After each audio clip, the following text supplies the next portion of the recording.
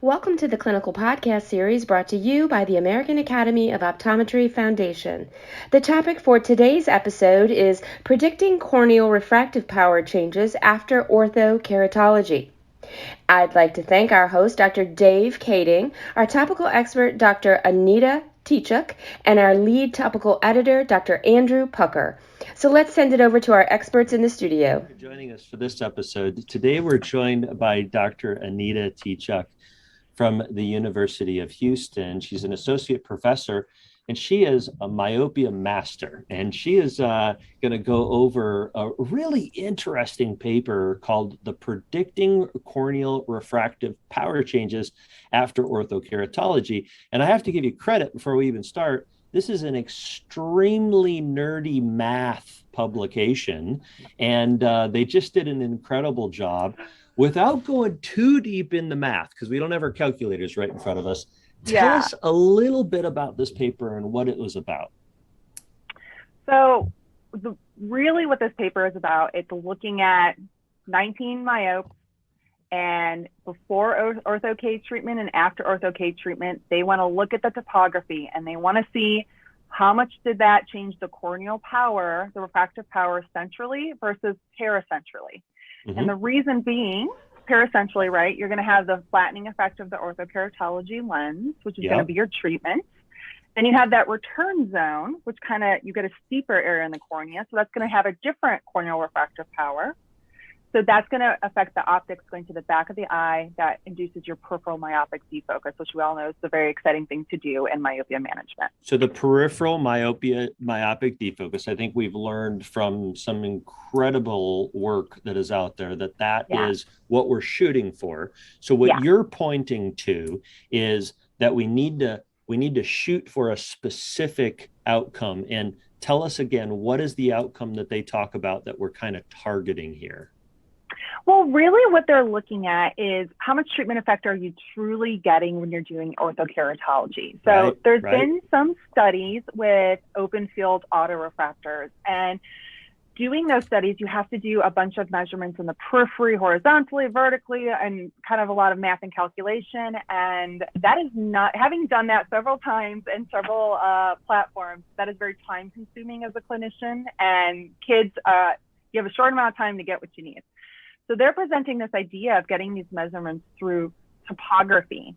Mm-hmm. And their findings essentially said, they did a bunch of fancy math like you alluded to, that the treatment effect you're getting is actually not linear. It's not just based on the treatment effect on the central cornea. It has to do with the effect you're getting in that paracentral area, which tends to be double the amount of the central treatment. So let's say you have a 1 diopter orthokeratology lens and you put it on the eye, and traditional prevailing thought is you get a diopter of peripheral myopic defocus. I'm with you so far. They're saying when you do this, you put it on the eye, you actually are having those incident rays go through that paracentral area. It's actually a steeper optical profile. You got more corneal power there. So you're actually getting a treatment effect double that of the treatment. So you're actually going to get 2 diopters of peripheral myopic defocus. Okay. So it's changing the landscape on how much defocus you're actually putting in the back of the eye. Right. So I have heard people say, well, for low myopes, orthokeratology might not work because you're not getting a big add effect. Yes. Is this what we're dealing with here? And maybe we're getting more than we thought? 100%. So that's where the conversation is. And you talk to some leading folks in orthokeratology, and they say, I fit a low myope in orthokeratology. And they don't believe in this 1-to-1 ratio. And this is the first paper I've seen that's taken a different perspective and like, hey, no, if you do it this way, we actually might be getting more effect than we think. So this might reopen the conversation for these low myopes, these early progressors, these young kids that the parents maybe don't want in a daily lens, to reconsider maybe the effect you're getting. Anything else that you took away from this paper that's kind of, really changing the paradigm for you? For me, we're doing these things with our patients, and it's kind of creating another way to intentionally do your orthokeratology fittings, right? So they nicely laid out what that paracentral profile should look like. You should get about double the effects in all, like the vertical and the horizontal meridian.